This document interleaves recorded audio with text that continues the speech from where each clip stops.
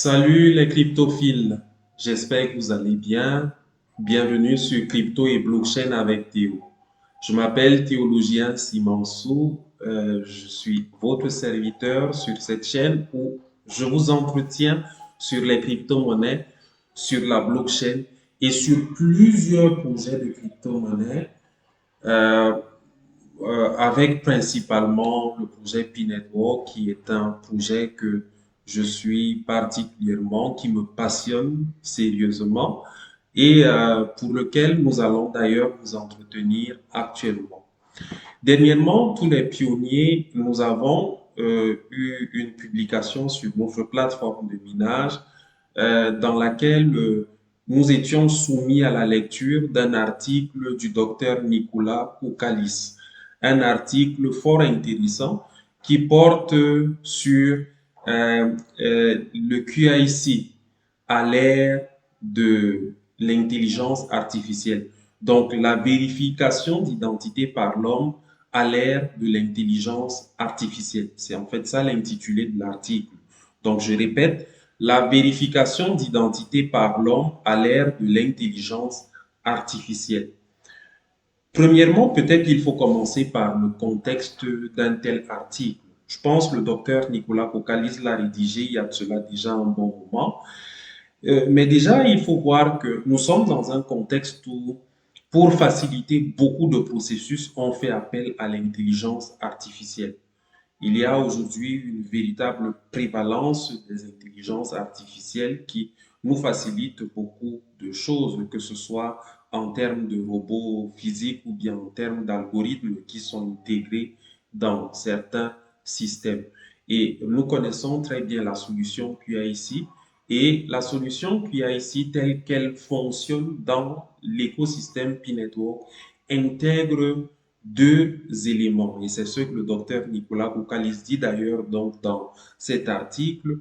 Il dit que la solution qu'il y a ici ne met simplement pas en avant le fonctionnement algorithmique, c'est-à-dire le fonctionnement qui fait appel à l'intelligence artificielle, mais le QIC intègre la contribution humaine qui, elle aussi, est très capitale dans le traitement des informations qui sont, d'une part, déjà traitées par la technologie de l'intelligence artificielle. Mais on va peut-être aller sur l'article même en question que nous n'allons pas totalement lire. Il sera simplement question de prendre quelques séquences et de les commenter, mais d'en ressortir surtout la quintessence pour qu'on comprenne en fait ce que le docteur Nicolas Koukalis est en train d'exprimer dans cet article.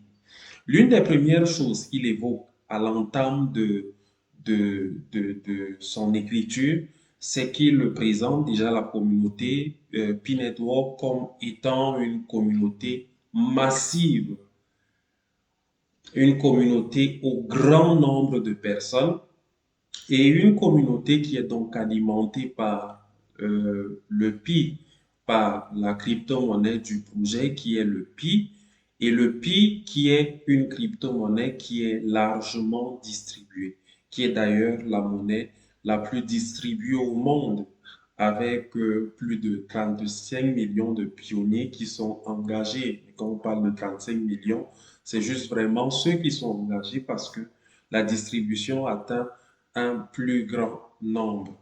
Donc, il a fait cette première présentation-là et il évoque que le secret dans la démarche de Pi particulièrement, c'est d'assurer l'équilibre entre la haute technologie, donc l'équilibre entre la haute technologie avec l'apport, par exemple, de l'intelligence artificielle et la contribution humaine, assurer l'équilibre entre les deux.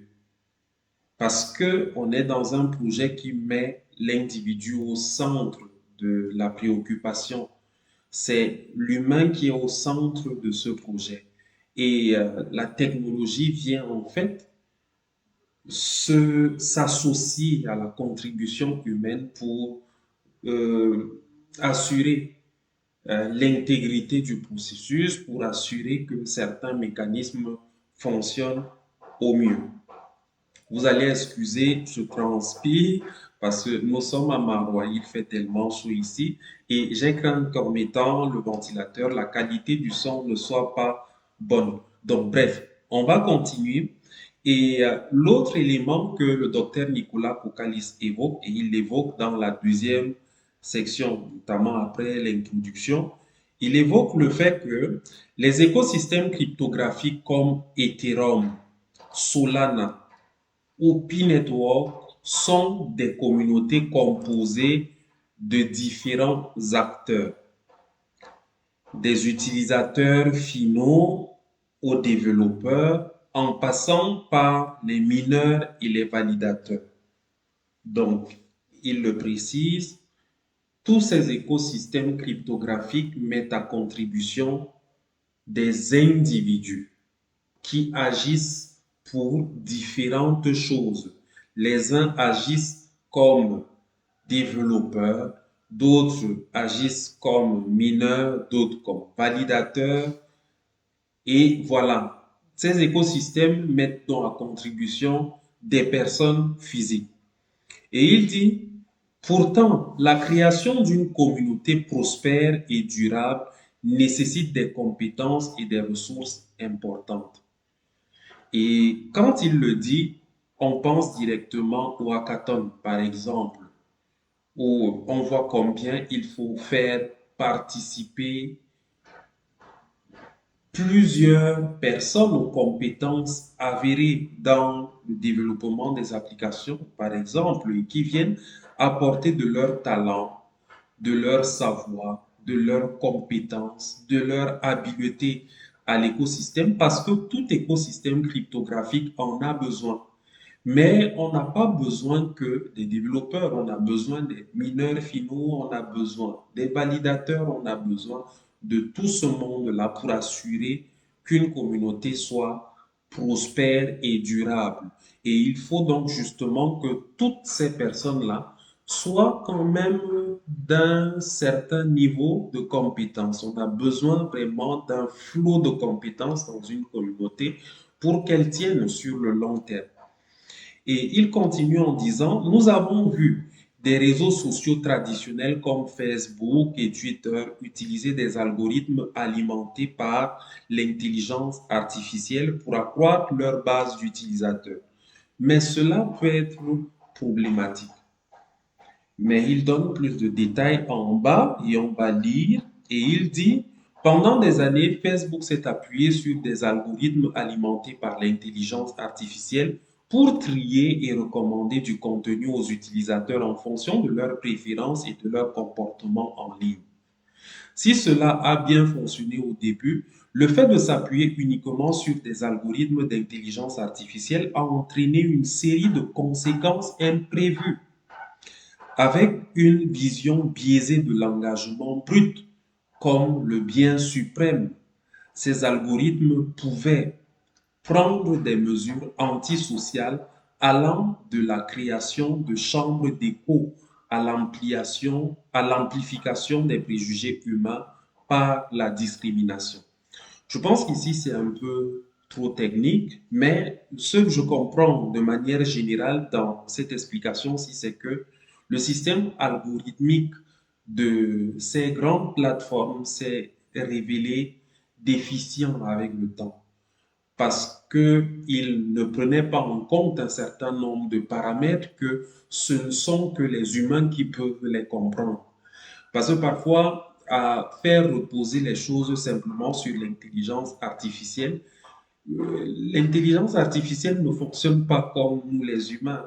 Donc l'humain peut appréhender les choses au-delà de simplement se contenter de certaines données. L'humain va plus loin. Et à ce moment, la situation est telle que, certes, il faut tirer bénéfice de la technologie, mais il ne faut pas négliger le fait de l'apport de l'humain dans le fonctionnement du système, dans son évolution. Parce que les deux, en se mettant ensemble, les orientations ou peut-être le mécanisme fonctionne mieux quand les deux sont mis à contribution. C'est-à-dire les algorithmes, certes, mais également les humains. Mais peut-être on va descendre pour comprendre davantage. Ici, je vais un peu lire parce qu'il faut vraiment lire pour comprendre exactement de quoi il est question. Donc, plus précisément, la très médiatisée offre d'achat de 44 milliards de dollars de Twitter par Elon Musk, PDG de Tesla, a été annulée à la 11e heure en raison de la prévalence présumée de faux comptes et de robots de spam rendus possibles par l'absence de vérification humaine. La quantité de spam a soulevé la question de la valeur totale de Twitter, les robots spammers pouvant gonfler le nombre de vues pour les annonceurs tout en frustrant les utilisateurs.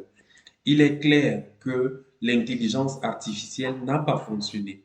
Cet incident souligne l'importance de la vérification des utilisateurs ainsi que du suivi de la supervision des produits d'intelligence artificielle. Donc, on peut voir là dans ce qui est dit que on sait qu'il y a eu quand même quelques complications dans le processus d'achat de Twitter par Elon Musk. Et cela était lié à beaucoup de choses qui n'allaient pas selon un certain nombre de principes, notamment que euh, les données liées, par exemple, aux humains n'était pas assez clair parce que la possibilité, il y avait une tendance à créer par exemple de faux comptes et du coup, il était compliqué parfois de gérer les choses de la manière à rendre euh, crédible tout le système. Donc, c'est beaucoup d'éléments techniques dedans, mais bref, ce qu'on retient, c'est que les mécanismes de l'intelligence artificielle n'ont pas normalement fonctionné dans le contexte de ces expériences-là. Ce qui est clair, on était à un niveau où il y a eu quand même un certain type d'expérience qui a été fait et les limites sont ressorties de cette expérience. Et bien, à partir de là, on sait que ces plateformes vont pouvoir passer certainement à d'autres étapes en prenant en compte l'aspect humain surtout dans leur fonctionnement. Et on continue, cette section continue par l'affirmation que si les robots spammers et d'autres facteurs ont tourmenté et endommagé certaines communautés en ligne, nous pouvons encore constater l'impact considérable que des communautés humaines défectueuses ont réussi à créer. Parce que il n'y a pas que les algorithmes, il n'y a pas que l'intelligence artificielle, mais il y a également que des communautés, quand elles ne sont pas suffisamment préparées d'une certaine façon, peuvent également décliner. Et donc, la communauté Reddit de spéculateurs partageant les mêmes idées sur les paris de Wall Street a réussi à avoir un impact financier mondial à maintes reprises, le tout construit autour de personnes réelles. Considérez cela comme le test de Turing à l'échelle. Comment les entreprises peuvent-elles vérifier que leurs employés sont réels? Bon, je ne sais pas comment ça s'est passé exactement avec la communauté Reddit. Peut-être on en parlera davantage plus tard, peut-être. Mais on peut voir que là, il y a eu aussi certainement, éventuellement, quelques limitations, bien que cette communauté Reddit ait fonctionné. Je pense que Reddit, c'est aussi un autre réseau social et qui, pour cette fois-là, a donné une expérience de s'appuyer véritablement sur des humains. Bon, on ne sait pas quelle a été la limite. Il y a l'expression de Turing à l'échelle, le test de Turing. Bon, je ne sais pas exactement à quoi ça se rapporte. Vous pouvez le dire en commentaire, mais peut-être on va ajouter un complément à cette vidéo dans laquelle il y aura un peu plus d'explications par rapport à ça. Mais bref, ce qui est clair, c'est que il faut assurer la combinaison, certes, d'un bon algorithme, donc d'une intelligence artificielle poussée d'une certaine façon, mais aussi s'assurer qu'on ait une communauté qui soit suffisamment éclairée, qui soit suffisamment compétente pour contribuer à faire en sorte qu'un projet comme celui de Pi réussisse. Et je pense, le docteur Nicolas Koukalis le dit d'ailleurs à la suite, en évoquant déjà en premier la solution qu'il y a ici comme relevant des obligations bancaires et financières et que de là donc naturellement pour tout processus qui se veut s'appuyer véritablement sur des humains, il est indispensable de faire appel au QAIC. Je pense une fois il relevait d'ailleurs que on a vu l'expérience avec Facebook. Facebook a évolué pendant un certain nombre d'années avec des gens qui créaient des comptes à tort et à travers, des comptes qui n'étaient pas vérifiés et du coup il y avait tellement de faux comptes. Et cela a fait en sorte et a participé d'ailleurs à ce que beaucoup de personnes ne soient plus très intéressées à avoir un compte sur Facebook et que du coup ils soient tentés à supprimer leur compte simplement parce que ils faisaient face à des situations où les gens multipliaient des comptes, faisaient tellement de choses pas normales sur la plateforme au point où euh, ça allait dans tous les sens. Mais après, à un moment donné, Facebook s'est décidé également d'intégrer la solution qu'il y a ici, faisant ainsi que chaque personne ait son compte à lui et qu'on n'ait donc pas de compte pour chat, pour tel, parce que, comme le docteur Nicolas Koukalis le disait, je pense une fois, on s'est trouvé dans la situation où même le chat avait un compte, le chien avait son compte, et ça allait vraiment dans tous les sens. Il évoque le fait que, à ce stade, généralement, la solution qu'il y a ici génère des dépenses, ça mobilise des revenus. Et il évoquait d'ailleurs que, en plus des compétences qu'on peut requérir dans un projet qu'on veut qu'il réussisse, il faut également des ressources. Et des ressources financières, elles sont très importantes. Et il évoque d'ailleurs quelque part ici que malheureusement, le coût du QIC peut être prohibitif pour de nombreuses startups crypto. Après avoir pris en compte de multiples facteurs, des heures manuelles et des embauches de personnel au prix des outils de conformité et de leur mise en œuvre, les entreprises peuvent dépenser des centaines de millions de dollars pour la vérification. Même au taux réduit et couramment annoncé de QIC de 1,49 à 2,06 dollars par utilisateur, cette solution n'est tout simplement pas évolutive ou rentable pour amasser de grandes bases d'utilisateurs. Donc, de la ressource financière, la ressource matérielle est requise pour une solution QIC optimale. C'est beaucoup de choses qu'il faut déployer pour y arriver. Et, euh, et il dit quelque part là, peut-être on lit normalement les paragraphes qui terminent la section là, où il dit, de plus, le QIC peut créer des frictions lorsqu'il s'agit d'accueillir de nouveaux utilisateurs, constituant ainsi une nouvelle et onéreuse barrière à l'entrée. Rien qu'au Royaume-Uni, par exemple, un quart de nouvelles demandes sont abandonnées en raison de la friction QIC. Cela révèle l'ironie centrale du QIC. Dans notre impatience, nous sommes souvent trop humains pour prouver notre humanité. Bon, dans ça, c'est toujours dans la même logique où il évoque les limites du fonctionnement du QAIC et je pense que c'est les limites de faire fonctionner les choses simplement en faisant appel aux humains. Et il faut évoluer, en fait, c'est ça, il faut évoluer, il ne faut pas toujours faire les choses selon les mécanismes d'avant, mais il faut que les solutions QAIC, comme il le dit, soient évolutives, qu'elles soient évolutives. Il utilise deux concepts. Je pense l'un des concepts, c'est que les solutions QAIC, la solution QAIC soit évolutive. Et la deuxième, je pense, on va pouvoir voir ça dans la suite. Donc, dans la suite, dans la section, je pense, c'est la section 3, il parle donc de la solution pour un QIC évolutif. Bien. Ici, on va totalement lire carrément. Et je vais donc, sans plus tarder, commencer.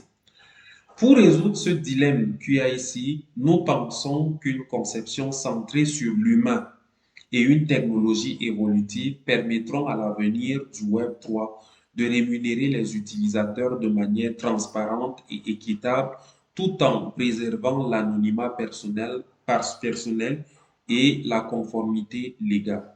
Parce que justement, la solution QAIC correspond à un besoin de se conformer justement aux normes des pays, à la légalité.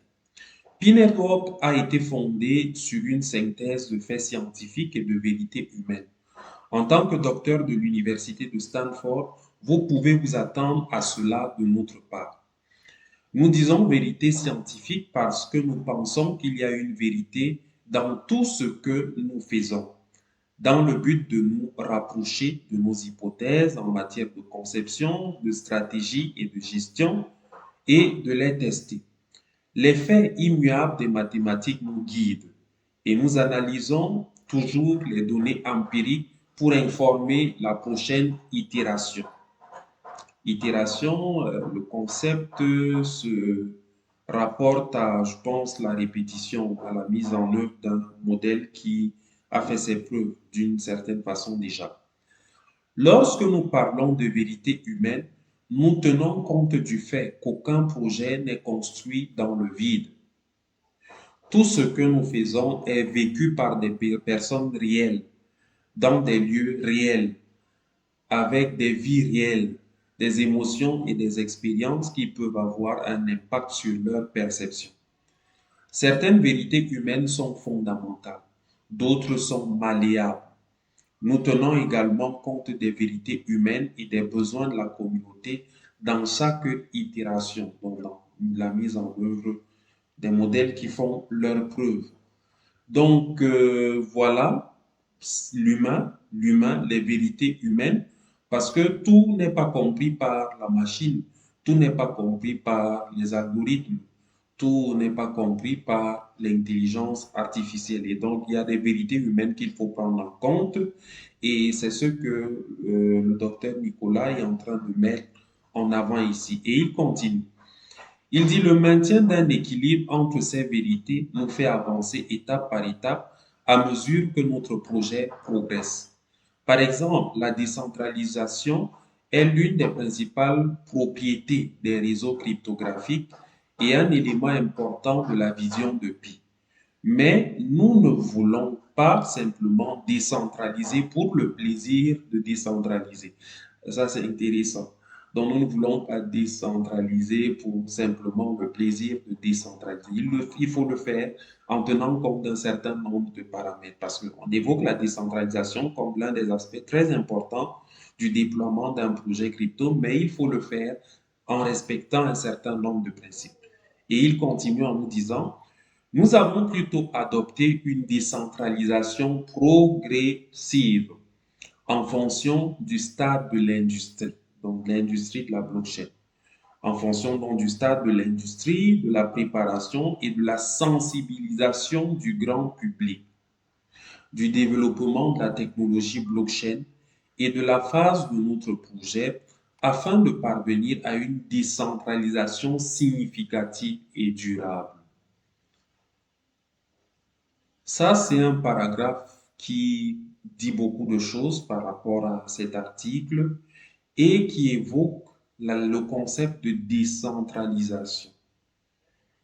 Et l'accord TIM où le docteur Nicolas Koukalis expose le fait que la décentralisation qui doit caractériser les systèmes cryptographiques, elle est importante, c'est clair, mais maintenant il faut la faire de manière progressive, il faut la faire de manière intelligente, il faut la faire en prenant en compte par exemple le côté de l'évolution de l'industrie de la blockchain.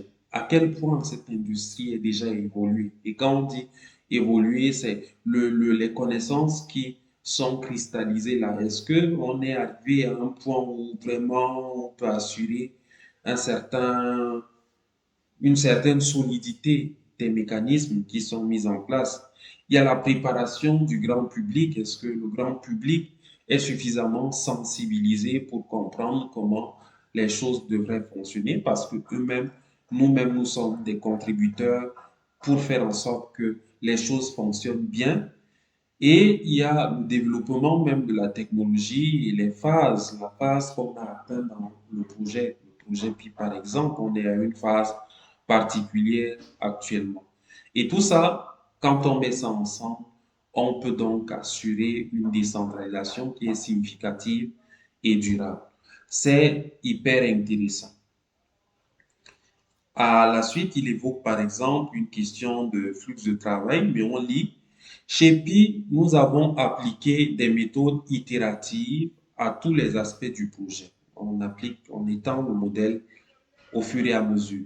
Depuis nos stratégies au niveau du réseau jusqu'à l'essai de petites caractéristiques de produits dans notre application mobile, en passant par le développement du modèle de jetons en un processus de flux de travail. Oui.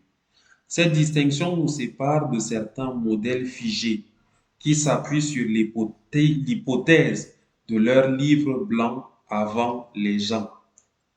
Au contraire, nous appliquons nos commentaires et nos itérations pour informer et améliorer le modèle de jetons et la structure du réseau.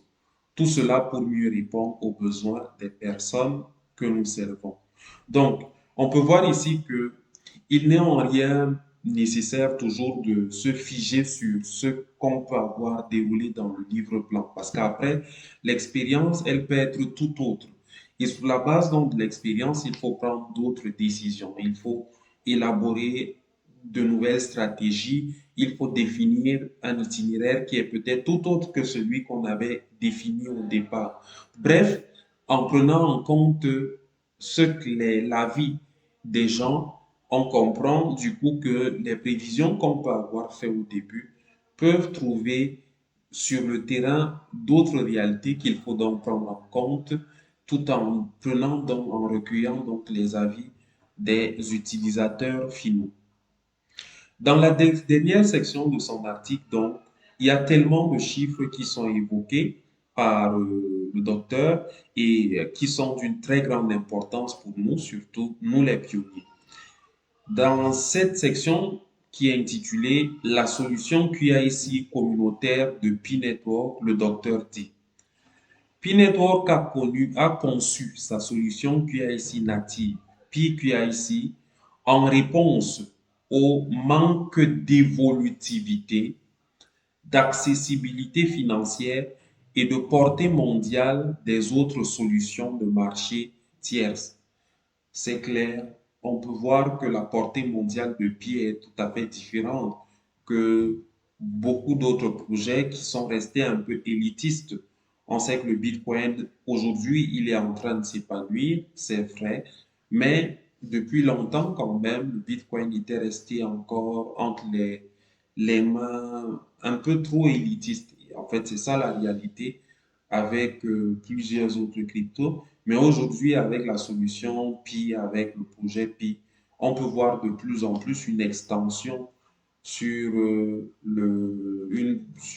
monde, une extension, une portée mondiale du projet qui s'étend à de nombreuses personnes. Donc, combinant des vérités scientifiques et humaines, PQAIC associe l'automatisation des machines, oui, à la vérification humaine hyper locale par la foule, c'est-à-dire par la masse certainement des vérificateurs, afin de réaliser un QAIC précis et efficace pour plus de 35 millions de membres dans le monde déjà présents sur sa plateforme mobile. Donc, on voit le modèle donc de Pi qui combine donc automatisation des machines avec vérification humaine hyper locale. C'est-à-dire la vérification met à contribution les gens du pays, les gens de la localité qui peuvent donc identifier qu'un document est authentique et le valider par exemple parce que ils sont le mieux informés à la base sur la nature des documents et ils peuvent le mieux identifier que tel ou tel autre document est valable. Et à ce moment, la vérification se fait au niveau local. Et elle est donc décentralisée. Mais cette décentralisation se fait de manière progressive, d'où parfois les lenteurs qui vont avec le processus dans son évolution. Donc, l'automatisation des machines est responsable du traitement des images, de l'extraction du texte, de la détection des fausses cartes d'identité, de la vérification du caractère vivant et de la comparaison des images. Ça, c'est d'une part pour la machine. Maintenant, d'autre part, la vérification humaine, quant à elle, est effectuée par des personnes préapprouvées qui vérifient les données expurgées des demandes de QIC des autres membres, empêchant ainsi les individus de créer de faux comptes.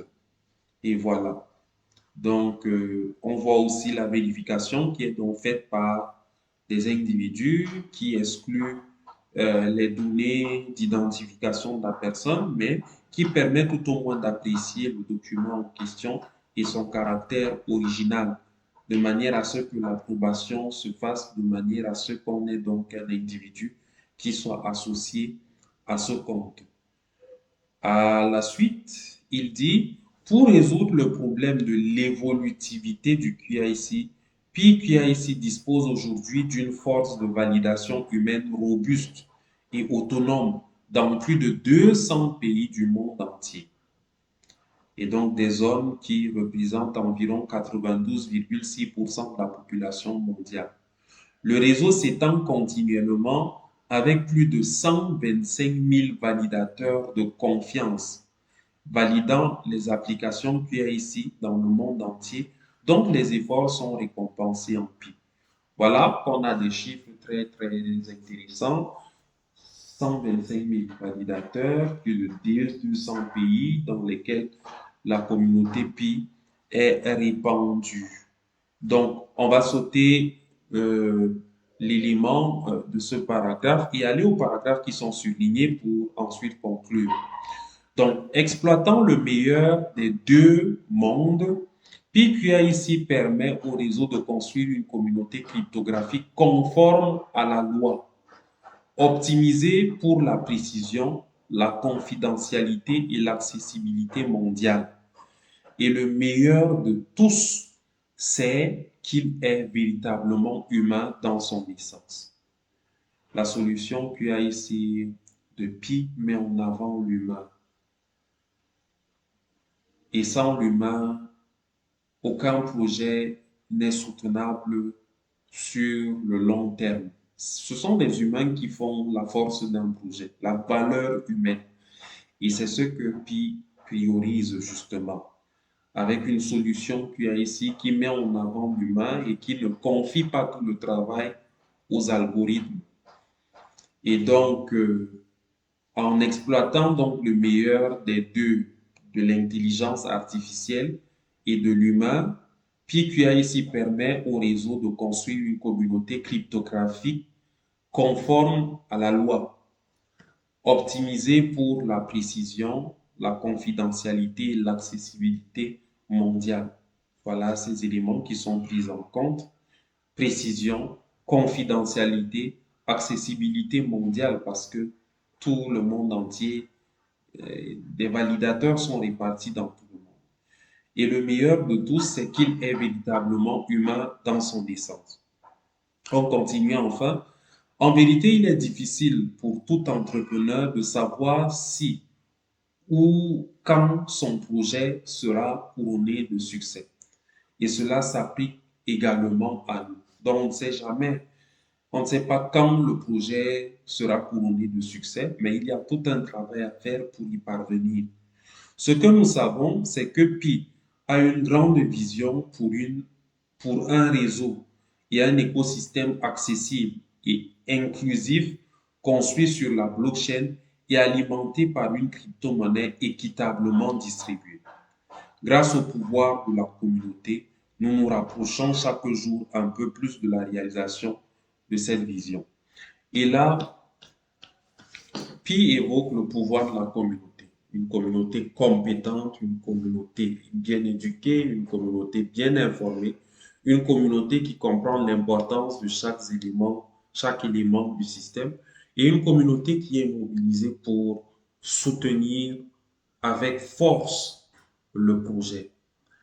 En tout cas, bravo à la communauté P-Network pour tout ce qui est fait et on voit dans la communication de, du docteur Nicolas Koukalis à travers cet article qu'il est clair que l'approche de Pi n'est pas une approche qui consacre exclusivement les algorithmes ou l'intelligence artificielle, mais c'est une approche qui met en avant et qui combine à la fois l'intelligence artificielle et la contribution humaine et qui d'ailleurs met en avant principalement l'humain dans le processus de validation des identités, dans le processus de mobilisation autour du projet de manière générale.